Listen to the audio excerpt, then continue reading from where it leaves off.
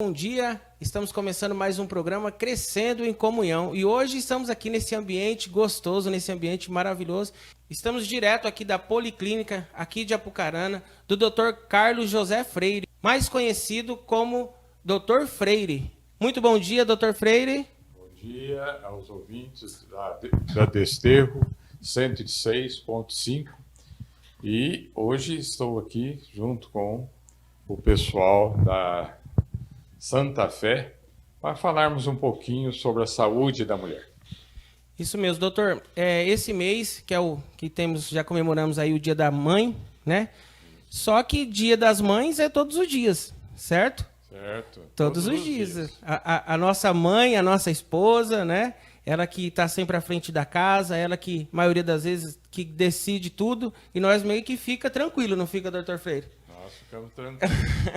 E sabemos também que isso desgasta. Isso tem um desgaste mental e físico. Doutor Freire, eu queria fazer uma pergunta para o senhor. O desgaste mental da mulher causa, digamos assim, um desgaste físico também? Causa. Todo desgaste mental causa um grande desgaste físico, porque é tudo trabalhando ao mesmo tempo. Eu costumo até falar que a mulher tem muitos... se fala em que nós temos alguns neurônios, né? A mulher tem 3, 4, 5 vezes mais neurônios do que o homem. Ela, ao mesmo tempo que está junto com a criança, está vendo uma conversa ao lado, está mexendo na panela e atendendo um telefone. Nós falamos que a mulher tem várias caixinhas, e essas caixinhas, elas se interligam. Já o homem... Você tem que tocar, no máximo, 2 assuntos. Se tocar 3, ele já não dá conta. Então, normalmente, o homem só fica dentro de uma caixinha só. A hora que termina aquela, é que ele pensa na outra. Já a mulher pensa em todas ao mesmo tempo. Muito bem, você que está conectando agora nas nossas redes sociais, você que está aqui acompanhando pela Rádio Desterro 106.5, eu estou aqui hoje na clínica do Dr. Freire, isso mesmo, e nós estamos falando sobre saúde da mulher. E, doutor Freire, para você que não conhece o doutor Freire, ele que é católico, está aqui à frente do Cursílio, né, doutor? O senhor poderia falar um pouquinho para nós sobre o Cursílio? Bem, o Cursílio em Apucarana, ele começou em 1970. Os primeiros que fizeram o Cursílio em Apucarana, eles fizeram em Ponta Grossa e outros fizeram em outras cidades. De 71 para frente, já fazem hoje já 51 anos, Apucarana tem Cursílio. E o Cursílio de Apucarana é muito atuante. Além de ser atuante, as nossas instalações devem ser a melhor instalação que tenha no Brasil. Nós temos condições de acomodar em torno de 300 pessoas nas acomodações.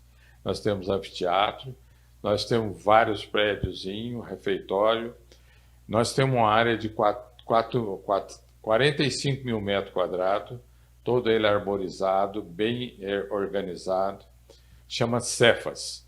E em Apucarana nós temos atividade o ano inteiro com relação ao Cursílio. Nós temos Decolores, que é para jovens, nós temos Cursílio de adulto, jovem e de mulheres também, e também Cursílio misto. Recentemente, esse mês passado, em mês de abril, nós tivemos aqui uma concentração de jovens de 3 estados. Estado do Rio Grande do Sul, Santa Catarina e Paraná. 210 jovens estiveram aqui reunidos durante 3 dias. Foi uma bênção e foi muito bom esse encontro dos 3 estados. Após a pandemia, está retornando agora, esse ano, os cursílios. Já tivemos Decolores, já tivemos Cursílio de mulheres, de jovem, e agora nós vamos ter o Cursílio também de velhos, mais velhos, né, adultos, né, homens. Esse Cursílio que tem agora no mês de maio é um Cursílio que era de 2 anos atrás, que é o de número 178 de adultos. Lindo trabalho prestado pelo senhor à nossa igreja, a nossos jovens senhores, né? Muito bonito. Doutor Freire, mas como hoje estamos aqui para falar da saúde da mulher, eu gostaria de estar começando falando com o senhor a respeito das nossas jovens. as nossas meninas. Sabemos que né, assim, na média, as meninas hoje por volta de 11, 13 anos, elas já têm a sua primeira menarca, a sua primeira menstruação. A pergunta é, quais são os primeiros sintomas da primeira menstruação? E como identificar e entender esses sinais, doutor Freire? Bem, antes da menstruação, a mulher tem um muco pela vagina, antes da primeira menstruação. Esse é o primeiro sinal. E observando a calcinha das meninas, vai observar que vai aparecer primeiro o muco. Por quê? Porque ela ovula, aí na ovulação, quando o útero já está preparado, é que já vem a primeira secreção. É um muco que parece uma clara de ovo. Esse é o primeiro sinal. Logo depois vem a primeira menstruação. E eu já tive paciente com 9 anos tendo a sua primeira menstruação. E já tive uma mesma paciente que com 13 anos já tinha tido 3 filhos. Isso já no passado, então o Brasil é muito precoce com relação às menstruações. Temos que lembrar que nos países, outros países chega até 18, 19 anos para a primeira menstruação das meninas. Lembrar que a menina, depois que menstrua, ela já está apta a engravidar. Doutor Freire, e quando e qual idade a mulher ela começa a fazer o exame de preventivo? Qual a idade, assim, tem uma idade específica que ela tem que fazer esse exame de preventivo? Existem dois exames, um chama de bacterioscopia, outro de preventivo. A bacterioscopia, às vezes a menina jovem ainda, antes de ter menstruação, ela já tem corrimento. Nesse caso, o médico usa uma cotonete, retira o material e ele mesmo faz o tratamento. Já o preventivo, a mocinha, a mulher, começa logo depois que ela começa a ter relações sexuais. Começou a ter relação, ela já é imperioso que ela faça todo ano um exame preventivo. E se tiver corrimento ou outras patologias da região, ela então faz-se um exame daquele momento. Mas no mínimo uma vez por ano ela tem que fazer. Muito bem, você que nos acompanha aqui pelas redes sociais, estamos falando aqui com o Dr. Freire, aqui direto de Apucarana, da Policlínica, onde ele faz os seus atendimentos. Estamos falando sobre saúde da mulher. Dr. Freire, eu queria falar sobre um assunto que é até meio polêmico entre as mulheres e também algumas mulheres eu vejo que têm medo, que é a mamografia. Qual a sua importância e para que fazê-la esse exame de mamografia, Dr. Freire? Bem, existe uma regrinha bem prática. Antes dos 30 anos, a mulher deve fazer uma mamografia. Depois, ela vai, dependendo dessa primeira mamografia, ela vai fazendo em anos subsequentes. Quando o médico faz a anamnese da paciente, ele vê no histórico dela se existe alguma patologia de mama na família. Se tem a mãe que teve câncer de mama, se tem algum parente próximo que teve câncer de mama, esses exames devem ser feitos com mais frequência. Normalmente tem uma regrinha bem prática que eu uso para explicar para os meus pacientes. A mulher deve fazer uma mamografia antes dos 30, depois, conforme o resultado dessa, um acompanhamento. Antes dos 40, dá um índice muito baixo de câncer de mama. Dos 40 aos 55, o índice é altíssimo. Chega às vezes a 90%. E acima dos 55%, ele vai caindo também. É um índice bem baixo. Porém, o que nós estamos notando no consultório é que acima de 55 está aumentando. Porque as mulheres, depois de 55 anos, acham que não precisa mais fazer mamografia. Então, a mamografia é importantíssimo para a mulher. Tanto é que o mês de outubro é considerado o mês rosa, que é o mês que dá um alerta às mulheres a fazer a mamografia. Hoje nós temos a mamografia digital. Essa mamografia digital, ela não aperta tanto a mama da mulher. A antiga mamografia saía lágrima nos olhos das mulheres, né, quando estava fazendo, que exprimia muito. Hoje não, ela é um pouquinho diferente, longe, e além de ser digital, ela é online. O médico que tem um computador que possa recebê-la, ele pode analisar todo o aspecto dessa mama. Ele pode aumentar, diminuir, usar zoom, usar lupa. Então, ele sai com o diagnóstico perfeito com relação à mama. E, além disso, essa mamografia digital ela fica arquivada no prontuário do paciente. E ele pode ir comparando nos diversos anos. Tem que lembrar que existe algumas contraindicações. As contraindicações de mamografia são poucas. A primeira é quando a pessoa tem uma patologia de mama. Por exemplo, ela está com uma prótese de mama. Então, tem um tempo que ela pode fazer depois que colocou a prótese. Vamos supor que ela tira lá um cisto, tira, às vezes, outra patologia que ela tem diretamente do mamilo, da mama. Às vezes, essa mamografia não deve ser feita naquele momento, mas logo depois deve ser feito. Então, se tem uma prótese de mama, nós recomendamos que faça a primeira depois de 2 anos. Essa é a recomendação. Antes disso, tem que lembrar que é importante porque ela está no topo das patologias das mulheres com relação a câncer de mama. Doutor Freire, em relação ao câncer de mama, ele tem sido o maior vilão para as mulheres, assim, a nível nacional ou a nível mundial? O câncer de mama, ele no Brasil, por exemplo, a tecnologia no Brasil aumentou demais, né? E com essa mamografia, que agora é um pouquinho mais longe, que não dói, né? As mulheres estão fazendo mais a mamografia no período certo. Aquela antiga doía, né, bastante, e as mulheres às vezes deixavam de fazer.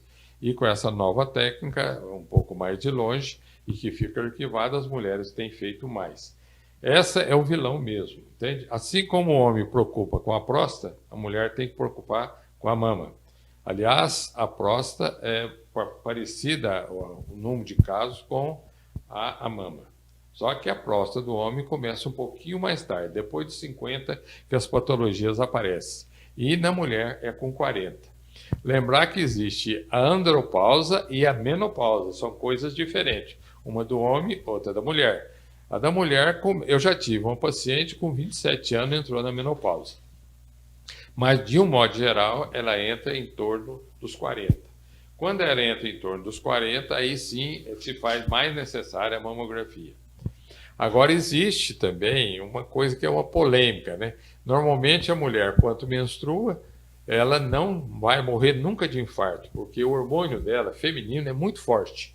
E ela limpa as artérias. E quando ela chega no climatério, o hormônio dela, se ela fizer a reposição, continua tão eficiente quanto no tempo que menstruava. Porém, acontece que na menopausa começa a se usar os hormônios. E usando os hormônios, nós temos o que vai acontecer? Nós temos o climatério, né, da mulher e o pré-climatério. Normalmente o pré-climatério, a testosterona cai, que é o que é ligado a libido, cabelo, unha da mulher, né? E depois, em seguida, aparece a falta dos hormônios femininos. Esses hormônios femininos que vai dar o calorão, taquicardia na mulher, né? E nessa época, ela começa a usar seus hormônios. Acontece que quando ela está usando os hormônios, vamos supor que aparece nela um câncer de mama. E logo, logo ela vai falar, nossa, apareceu câncer de mama, por quê? Porque eu estava usando os hormônios. Errado. Certo? Que não quer. Esses hormônios de hoje, eles só têm estrógeno, eles não têm progesterona. O aumento de câncer de mama, nesses casos, é 0. Quando nós tínhamos o progesterona junto, o que acontecia? Aumentava 0,4%. Isso é importante lembrar que a mulher também morria de infarto, que dava até 40%. Agora não, ela não morre de infarto na sua reposição hormonal. Depende também, quando a mulher tem um câncer de mama, o tipo de câncer que ela tem. Que pode ser um câncer que é hormônio dependente. E tem câncer que não é hormônio dependente.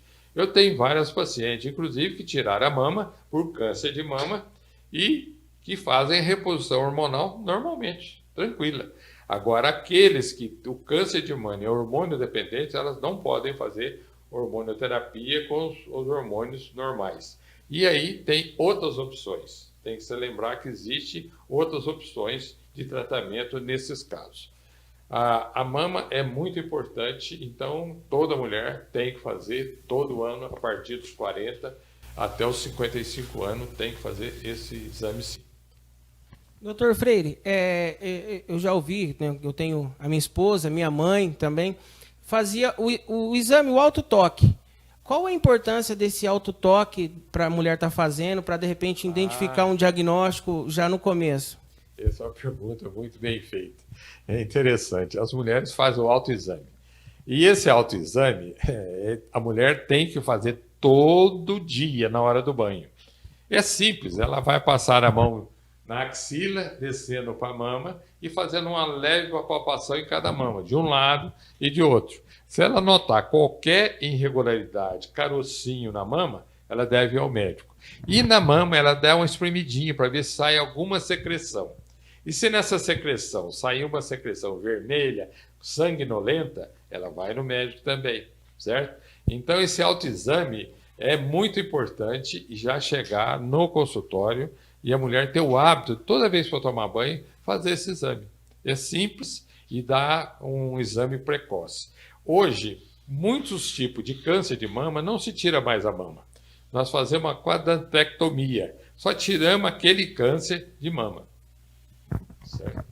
Doutor Freire, existe assim algum exame que de repente a mulher pode fazer, ver se assim nos seus antecedentes familiares, né, se, por exemplo, o histórico familiar, se a avó teve o câncer de mama, a mãe teve o câncer de mama, ela vai ter o câncer de mama? Tem essa possibilidade, algum exame assim? Não só do câncer de mama, como o câncer do ovário também. O câncer de mama ela pode fazer justamente. Nós temos exame hoje que, dependendo do tipo de câncer que a família tem, os filhos terão também, as filhas terão também.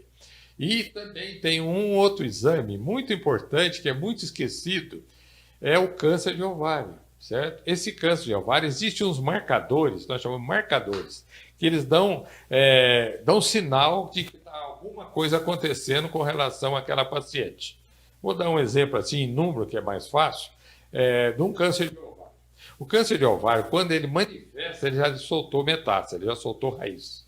Ao passo que, se você seguir com esse marcador anticarcinogênico de ovário embrionário, que nós chamamos, o que acontece? A hora que ele vai aproximando do número 6, significa que está alguma coisa errada. E se ela faz todo ano, a gente vai acompanhando os ovários dela. O mesmo acontece com a mama, certo?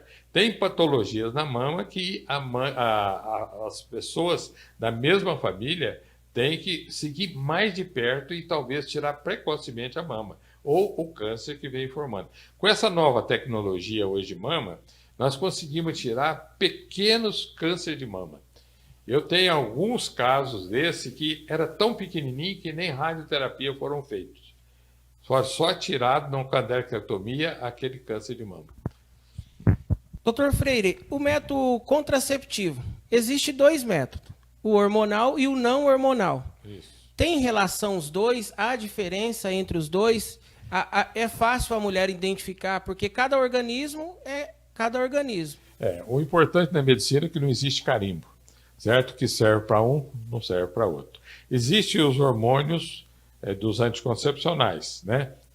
Esses hormônios, existe também os que nós chamamos de DIU, né? Que é muito comum. Todo mundo, vou colocar um DIU.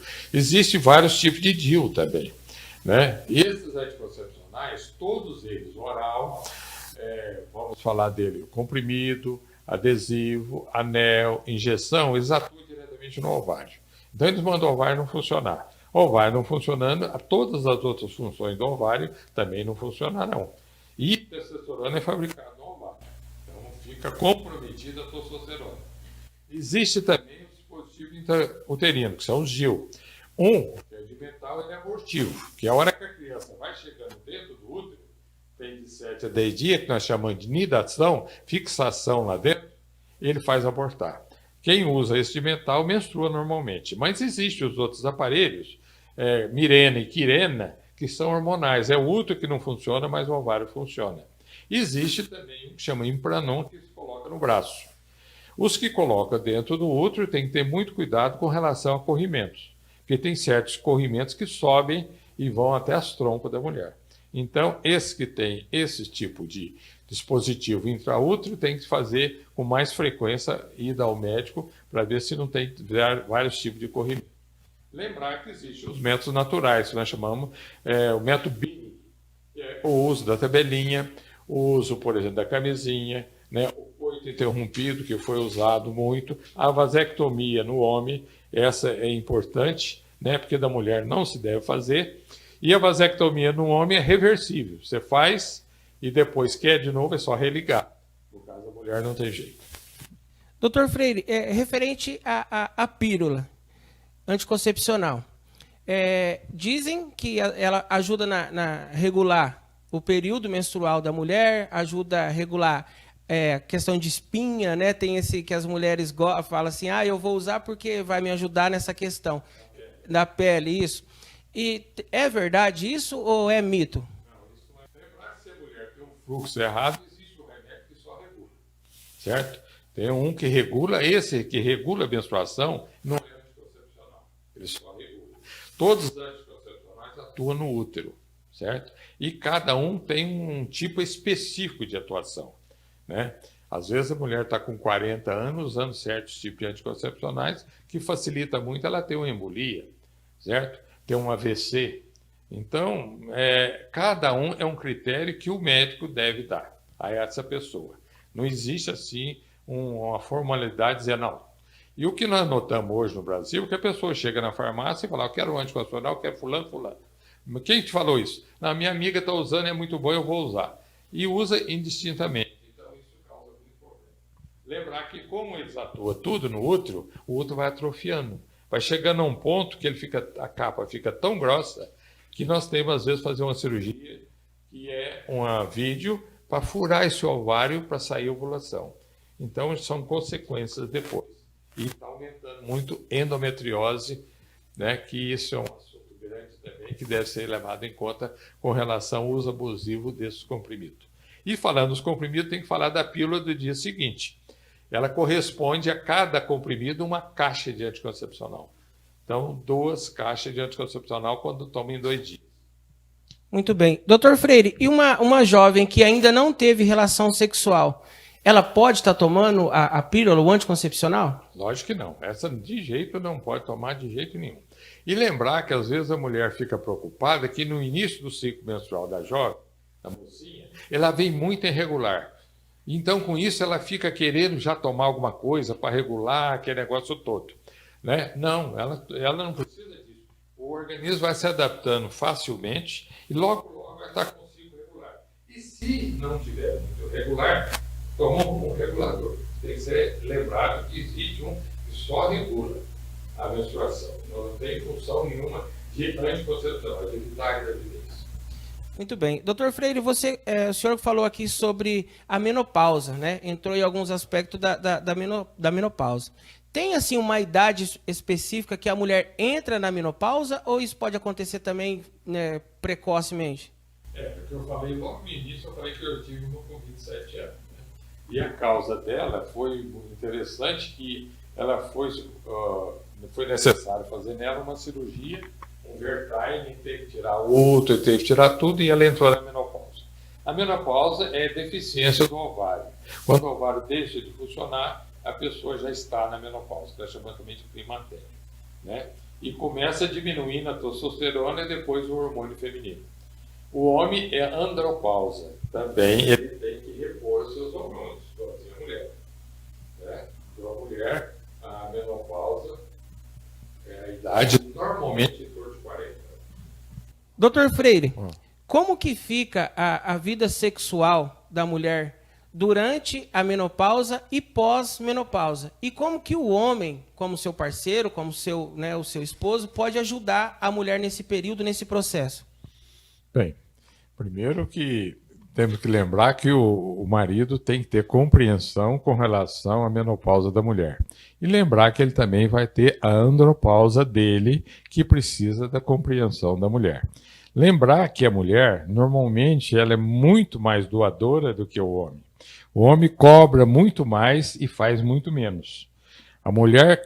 O homem cobra e a mulher aceita.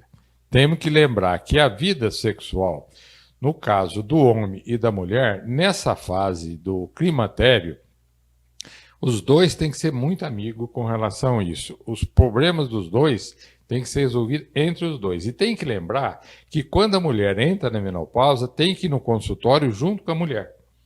que o médico vai explicar o climatério. E ele tem que entender isso. Muitas vezes ele chega em casa e fala para a mulher que já quer um relacionamento com ela. E a mulher, às vezes, não está preparada para aquele momento de ter aquele relacionamento. E quando ele não consegue ter, ele fica de cara feia. Isso é ruim. Tem que lembrar que os dois têm que se entenderem com relação à sexualidade. O homem entra na menopausa depois. E para o homem ter priapismo, o pênis ficar ereto, ele tem remédios para isso. E a mulher, quando entra na menopausa, a vagina vai ficando seca. E tem remédio para isso também. Senão ela vai ter uma relação dolorosa. E tem que lembrar, na queda dos hormônios da mulher, a testosterona em especial, as glândulas em volta da vagina, que chama glândula de Bartolin, não secreta. E ela fica seca. E para ela secretar, ela tem que ter vontade de ter relação. E para ela ter vontade, a testosterona dela tem que estar em dia, né? Os números certinhos com relação a isso. Uma relação dolorosa, ninguém vai querer, né? Então, os dois têm que ter compreensão mútua com relação ao relacionamento dos dois. O homem tem também que ter a compreensão que a mulher, ela trabalha muito mais do que o homem. O homem vai no seu serviço, volta correndo, ele quer uma roupa lavada, comida na mesa, cuida das crianças, né? A mulher faz todas essas funções e tem aquelas que ainda trabalham fora. E ela chega no fim de semana, lava roupa, faz tudo aquilo e tem que lembrar. Ela é uma parceira, os dois têm que dialogar. É igualzinho no relacionamento sexual. A hora que os dois vão ter um relacionamento sexual, um tem que esperar o outro chegar no orgasmo. Senão, fica tudo errado. O homem chega lá, tem a relação, vira para o canto e pronto. Não é assim que funciona. O prazer tem que ser mútuo dos dois, tanto do homem quanto da mulher. Isso é importantíssimo ao casal. Né? E, às vezes, você me perguntou antes da TPM. A TPM é enquanto ela menstrua. Mas tem remédios também que a mulher não tem TPM. Certo? Então, tudo isso hoje é do diálogo. É o homem indo com a mulher no consultório de ginecologista e o ginecologista explicando para ele qual é a situação. E tem que ser compreensível. E no caso do homem, se ele tiver sem também perder a vontade de ter relação, tem remédio para ele também. Às vezes fica com medo de ir lá na farmácia e comprar um remédio desse que estimula o homem. Não, o remédio existe para ser estimulado e tem que ser comprado. E tem que chegar e falar, eu quero comprar tal remédio para isso. E tem remédio para 6 horas, para 12 horas, 36 horas, para o homem. E para a mulher, a mesma coisa. Então, isso tudo tem que ser dialogado entre eles. Não pode se deixar isso ser o fator principal do relacionamento dos dois. Isso tem que ser um complemento no relacionamento do casal. E é importante que os dois sintam esse prazer no relacionamento. É muito importante. Então, hoje, uma mulher que faz reposição normal e um homem que é compreensível com relação a isso, que ela também é compreensível com relação a ele, né? O casal vive aí 80, 100 anos numa vida sexual ativa e normal. Muito bem. Olha só que grande dica do Dr. Freire. Dr. Freire, infelizmente o nosso tempo acabou. A conversa está muito boa mesmo. Eu quero agradecer o senhor por ter recebido toda a equipe aqui da Desterro Online aqui na sua clínica. Esperamos que possamos ter outras entrevistas aqui com o senhor de amplitude, né? Logo está aí o mês dos homens. Vim aqui abordar, de repente, uma situação sobre a saúde do homem. Dr. Freire, muito obrigado, mas antes eu gostaria que o senhor deixasse uma mensagem. Lembrando que, né, nós estamos no mês das mães, para todas as mães do nosso país. Lembrar que todo dia é dia das mães, né? As mães são as únicas que traz ao mundo a prole, né? O homem não tem essa capacidade, a mulher tem, né? A gente pode ser lembrado até aquela passagem de Salomão, né? E que as duas mulheres estavam brigando lá com relação a quem que era a mãe daquela criança, né? E o que aconteceu? Salomão, sabiamente, que ele pediu inteligência, não pediu outra coisa com relação à situação dele perante Deus, ele então pegou aquela espada e falou que ia partir a criança. E quem pulou na frente? A mãe, certo? Então, a hora que terminou tudo aquilo, ele entregou justamente para aquela que pulou na frente. Porque a mãe faz tudo para os filhos e faz também para os homens, para os maridos. né? Ela está sempre presente, é uma conselheira, está ali, né, ao lado. E essa junção é boa, por isso que existe o homem e a mulher, uma engrenagem que uma completa a outra. E a mãe é de todo dia, né? Todo dia nós temos que homenageá-la, né? Ela está ao lado, fazendo o seu carinho, fazendo tudo que é necessário numa casa, né? Perfumando, decorando, né? Chega naquele ambiente gostoso, né? E o homem tem que ajudar também. O homem tem que ser cozinheiro, lavar, passar. Lembrar que não é só da mulher essa função.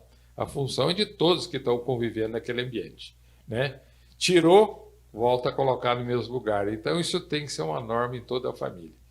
Eu fico muito feliz e fico muito triste no consultório quando vejo tantos problemas que as mulheres têm e guardam no seu coração e não fala para ninguém. E aqui, às vezes, vira um verdadeiro confessionário. E tem muita mulher sofrida que apanha, né? E ela fica naquela dela, na boa, não denuncia. Eu acho que a mulher é heroína, né? Heroína, e a homenagem dela não só no dia de maio, no mês de maio, mas em todo ano tem que ser homenageado, né? Muito obrigado a todas as mulheres e feliz Dia das Mães a todos. Muito obrigado, doutor Freire. E muito obrigado a você que nos acompanhou até esse momento. Gostaria de falar para você, você que ainda não segue nós nas redes sociais, aqui embaixo tem um sininho, ativa o sininho para você ficar por dentro de toda a programação, de todo o conteúdo, aí na sua mão, no seu celular e até mesmo no seu computador. Muito obrigado a todos e tenha todos um bom dia.